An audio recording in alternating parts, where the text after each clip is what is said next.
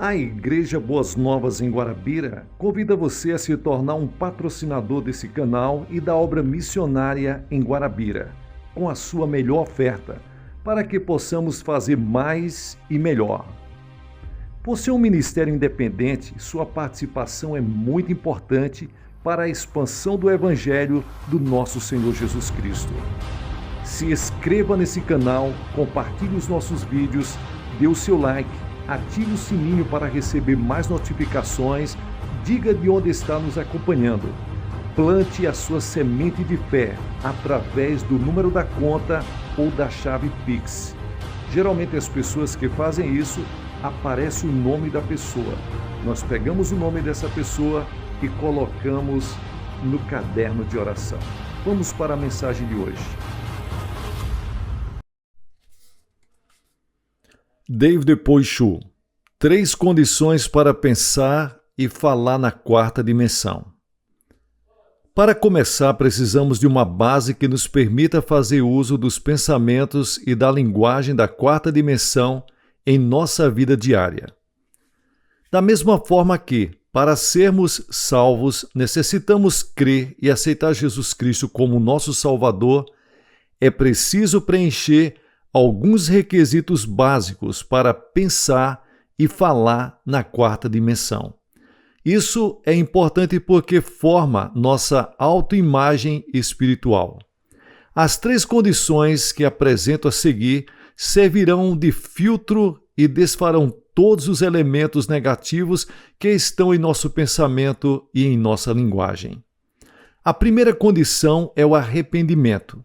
A maioria das pessoas sabe que o pensamento positivo e a linguagem positiva resultam em benefícios. De fato, ouvem-se muitos discursos e pregações em que se enfatiza a necessidade de pensar e falar positivamente. O estranho, entretanto, é que as pessoas não pensam e nem falam de forma positiva, mas deixam-se invadir por pensamentos e palavras negativas. Como consequência disso, caem num poço de frustração e ansiedade. A Bíblia explica por que o homem, mesmo sabendo que o pensamento e a linguagem positivos são bons, não os põe em prática. Primeiro, o homem tem a tendência de pensar e falar negativamente. Deus não o criou dessa maneira. O homem foi criado segundo a imagem de Deus e, por conseguinte, ele deveria pensar e falar positiva, ativa e criativamente. Depois da queda de Adão, porém, a maneira de pensar e a linguagem foram corrompidas, tornando-se negativas. É por isso que as pessoas se acostumaram ao pensamento e para a linguagem negativos e os consideraram como algo natural. Em segundo lugar, após a queda de Adão, as circunstâncias também foram corrompidas e, por consequentemente, o mundo passou a viver em meio para a ansiedade, ao temor, à ânsia e à preocupação.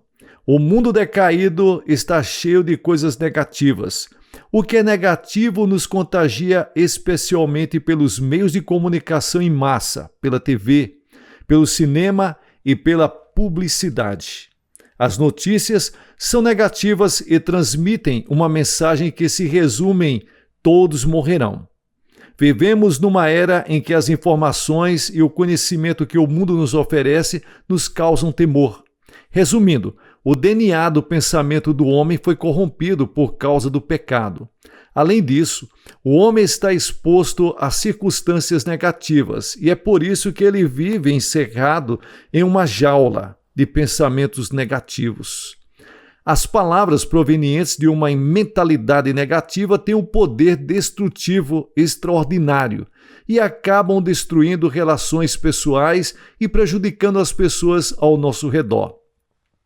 Não devemos dar lugar a pensamentos negativos, muito menos pronunciar palavras negativas. Da mesma forma, as palavras positivas são importantes, já que influenciam não apenas a nossa vida, como também o nosso futuro. É preciso envidar esforços para pensar e falar positivamente. e corrigir o pensamento humano corrompido. Devemos nos esforçar para isso. É preciso tomar posse do direito que temos de pensar positivamente. Como podemos nos apossar desse direito? Por meio do arrependimento. Adão e Eva foram expulsos do jardim do Éden. Assim, por mais que tivessem pensado positivamente, não poderiam mudar as circunstâncias e o seu destino, a menos que se arrependessem, recebessem o perdão de seus pecados e fossem aceitos por Deus.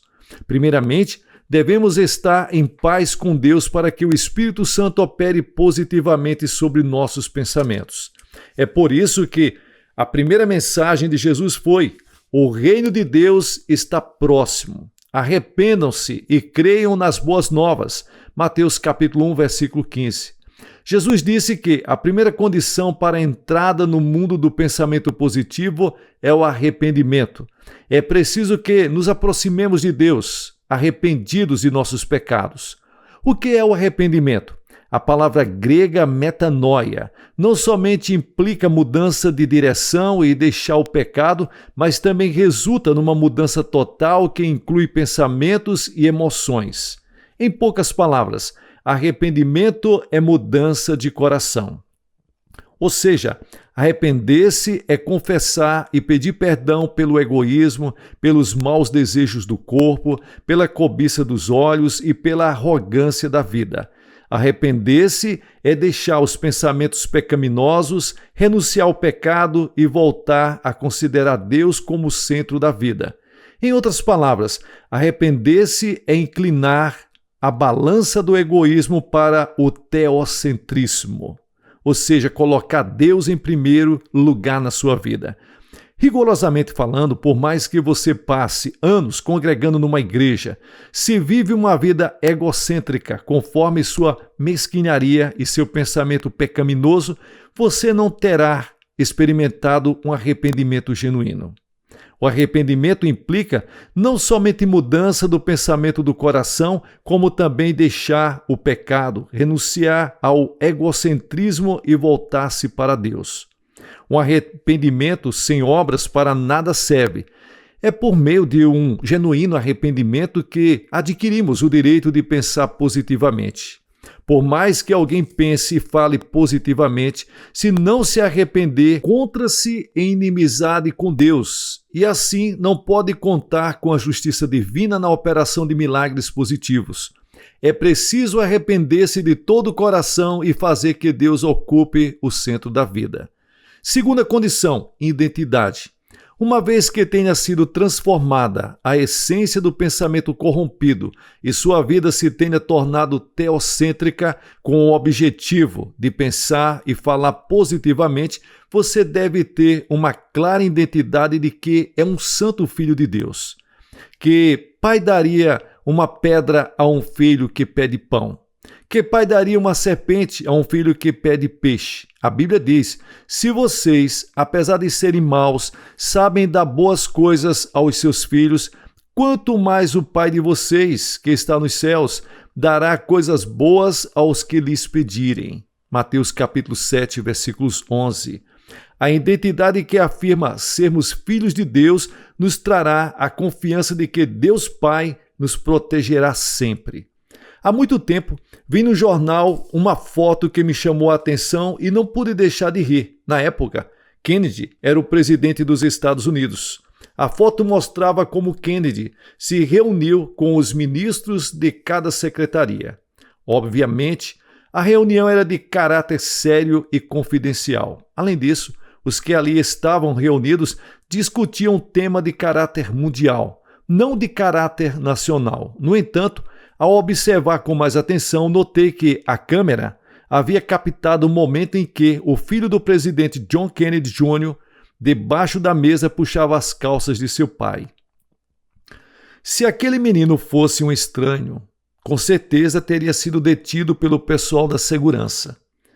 Quem se atreveria a puxar as calças do presidente de uma nação, no momento em que discutia um assunto histórico de suma importância? Entretanto, John era o filho do presidente, razão porque ele pensava: haja o que houver, meu pai se agradará de mim. O mesmo acontece conosco. Todo aquele que recebe Jesus Cristo converte-se em um filho de Deus. A partir daí, como filhos de Deus, podemos viver com ousadia e coragem neste mundo. Quando tivermos a certeza de que somos filhos, poderemos viver pensando que tudo nos sairá bem. Quem confessa que Deus, Senhor dos céus e da terra, é seu Pai, pode pensar positivamente por saber que Ele proporcionará coisas boas para a sua vida. E terceira condição, a cruz de Cristo.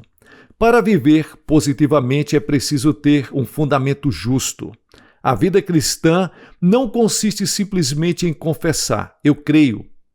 Mesmo confessando a sua fé, os filhos devem ter alguma razão para recorrer a seus pais. Um pai não entregará $10 pelo fato de o filho pedir: papai, me dê $10. Deve haver uma razão para que o pai satisfaça o pedido do filho. Se, porém, o filho lhes disser: papai, o Senhor disse que me daria $10. Assim, estou esperando que cumpra a sua promessa. Com certeza o pai não terá outra saída senão entregar o dinheiro ao filho.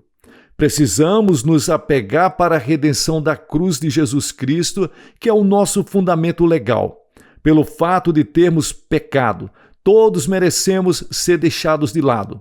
Mesmo assim, podemos nos aproximar de Deus com intrepidez, porque Jesus Cristo pagou o preço do pecado na cruz do Calvário, quando ali seu corpo foi ferido. É por isso que podemos orar e crer de maneira positiva. Se o Senhor não tivesse sido pregado na cruz, não haveria razão para que Deus nos perdoasse. Apesar de nossos pedidos de perdão, Deus, na verdade, no entanto, sempre vai perdoar, vai nos socorrer, vai nos ajudar, vai estender a mão por causa da obra que Cristo realizou na cruz do Calvário. Deus não nos considera mais de acordo com os nossos pecados, mas de acordo com a obra redentora de Cristo por nós, vertendo o seu sangue na cruz do Calvário. Para pensar e falar na quarta dimensão, primeiramente você deve se arrepender e deixar que Deus ocupe o centro de sua vida. Em segundo lugar, deve se apossar da identidade de filho de Deus. Por último, você deve confessar a Deus, firmando-se no fundamento que se encontra na redenção da cruz do nosso Senhor Jesus Cristo. Quando você fizer destas três condições a base do seu pensamento e da sua linguagem, estará preparado e poderá tomar a atitude de viver a experiência da quarta dimensão. O passo seguinte consiste na disciplina de proclamar com seus lábios a palavra rema da quarta dimensão. Que Deus abençoe você em nome do nosso Senhor e Salvador Jesus Cristo, que vive e reina para sempre. Pessoal, deixe-me agradecer a sua companhia. Tem sido muito importante estar com a sua companhia, compartilhando os ensinamentos do pastor David Poishour. Tem sido muito importante porque temos aprendido bastante. Se você gostou desse vídeo, dê um like para fortalecer o canal. Ative o sininho para receber mais notificações. Nós estamos trazendo toda uma série de mensagens intituladas Palavras que Trazem Felicidade. Obrigado aos colaboradores, obrigado aos dizimistas, ofertantes, todos que têm abençoado através da chave Pix e através do número da conta. Deus abençoe vocês ricamente todos os dias. Nós temos orado por vocês e Deus vai abençoar, vai prosperar. Você vai crescer em nome de Jesus Cristo, que vive e reina para sempre. Sucesso na sua caminhada.